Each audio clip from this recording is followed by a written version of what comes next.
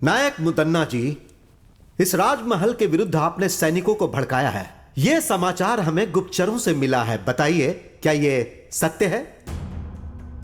क्षमा कीजिए, एक नायक होने के नाते सैनिकों का भला बुरा पूछना क्या इस राज्य में गलत माना जाता है महाराज?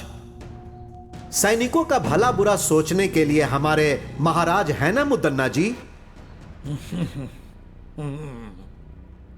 महाराज के सामने अगर कोई शिकायत करता है तो वो उसकी आंखें निकाल लेते हैं, उसे बेरहमी से मार डालते हैं। तो वो लोग कहां जाएंगे? ये क्या बदतमीजी है? महाराज को सजा देने का अधिकार है। सिर्फ सजा देना ही राजा का अधिकार नहीं होता है महाराज, दिल में दया भी होनी चाहिए, नहीं तो राजा कहलाने का अधिकार नहीं है। शैतान, जानते हो तुम किसके सामने खड़े होकर बातें कर रहे हो? हाँ? मैं शैतान हूं क्या? शांत हो जाइए मुदन्ना जी। इस मडकरी की धरती पर कई पीढ़ियों से बहुत सारे युद्ध हुए हैं, खजानों की चोरी भी हुई है। यहां पर लोग सही समय पर लगान भी नहीं भर रहे हैं। इसमें आपके क्या सैनिकों का कोई हाथ नहीं? नहीं, बिल्कुल नहीं। प्रजा को, किसानों को, व्यापारियों को कहा जाता है उनके साथ भेदभाव नहीं करना चाहिए, लेकिन आपने अन्याय की सारी सीमाएं पार कर दी हैं। आज के युग का सत्य यही है, दंडम दशगुणम भवेत्, और हम वही कर रहे हैं महाराज। चुप हो जाओ। मंत्री जी, इसने अपनी सीमा पार कर दी है। इसे मेरी सभा में इस राजमहल के विरुद्ध षड्यंत्र रचने के आरोप में इसे यहां से निकाल देने का आदेश देता हूं। यह मेरी आज्ञा है।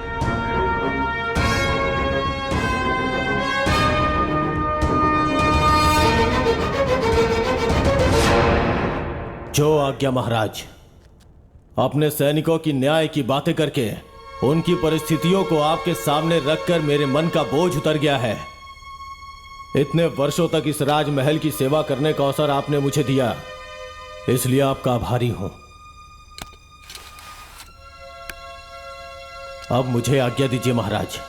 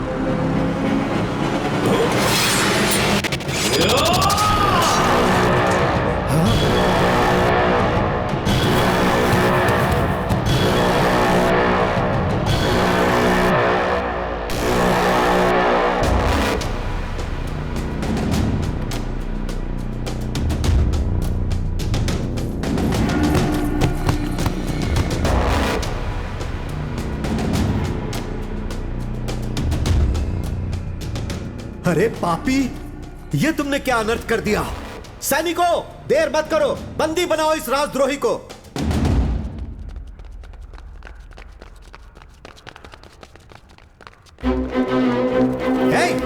मुझे क्यों पकड़ रहे हो? छोड़ो मुझे। छोड़ो। यही है सैनिकों की शक्ति। द्रोही, तुम मुझे बंदी बना रहे हो? तुम एक शैतान हो, पापी हो, नीच से भी नीच हो। छोड़ो मुझे।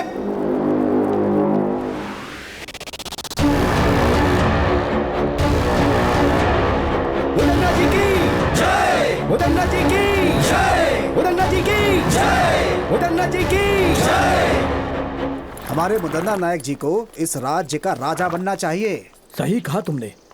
उनमें कितनी हिम्मत है। सैनिकों की आंखें निकाली तो उसने राजा को ही जान से मार दिया। ऐसे लोगों की वजह से ही हम सभी सैनिक जीवित हैं। वो पुण्यात्मा है, वो हमेशा खुश रहे। भाई, आप तो शेर के समान हैं। सबके सामने राजा का सर धड़ से अलग कर दिया। भाई, सारे सैनिक मिलकर आपको बंदी ना बना ले, ये सोचकर मैं तो डर गया था। मेरे भाइयों के ऊपर हाथ उठाने वाले को मैं कैसे छोड़ देता? भले ही मेरे प्राण चले जाते लेकिन मैं अपने भाइयों को बचा लेता।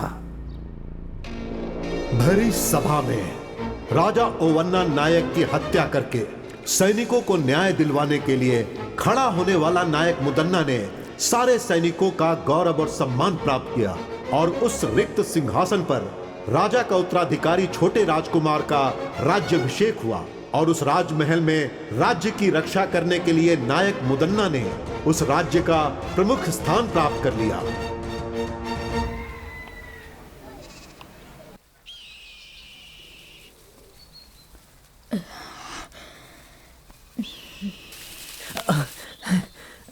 हाँ बेटा।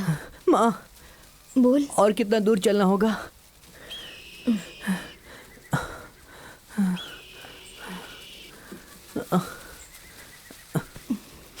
बस थोड़ी ही दूर और है, चलते हैं। ठीक है माँ।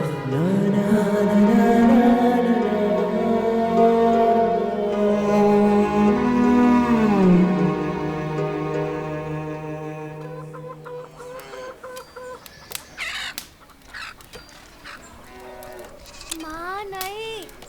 बहन जी, नहीं ना आना। बहन जी, बहन जी, आँख में लग रहा है। आपके यहाँ कुछ काम है तो बताइए ना, मैं कर लूंगी। अरे जाओ यहाँ से, यहाँ कोई काम नहीं है। चलो जाओ जाओ, आ जाते हैं कहाँ कहाँ से।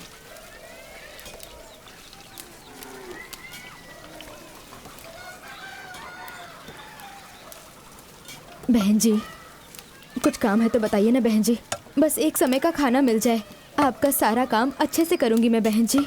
जान ना पहचान ऐसे कैसे रख लूं? कुछ चुरा के ले गई तो चलो निकलो यहाँ से।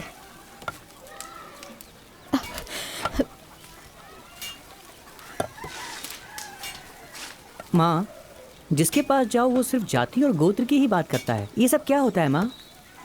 इस दुनिया में अच्छे बुरे लोग तो होते ही हैं बेटा। आइए माँ जी, यहाँ आइए।